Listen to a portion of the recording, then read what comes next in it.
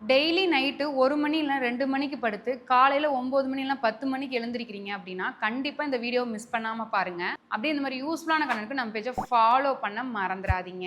Night லேட்டா படுத்து, காலையில லேட்டா எழுந்திரிக்கிறீங்க அப்படின்னா, எந்த மாதிரியான உடல் தொந்தரவுகள்லாம் ஏற்படலாம்னா, ஃபர்ஸ்ட் ஹார்மோன் இம்பேலன்ஸ் ஆகும். இன்சுலின் ரெசிஸ்டன்ட் ஆகும். இதனால உடல் எடை அதிகமாகும். ஃபியூச்சர்ல பார்த்தீங்கன்னா, ஒபிசிட்டி, டயபெட்டிஸ் வரதுக்கான வாய்ப்புகள் அதிகம். 2வது நைட்டு 10 மணிலேருந்து காலையில 2 மணி வரைக்கும் தான் அந்த செல்லுலார் ரிப்பேர் நடக்கும். ஸோ அந்த டைம்ல நம்ம தூங்காம இருக்கறனால செல்லுலார் ரிப்பேர் வந்து நடக்காது.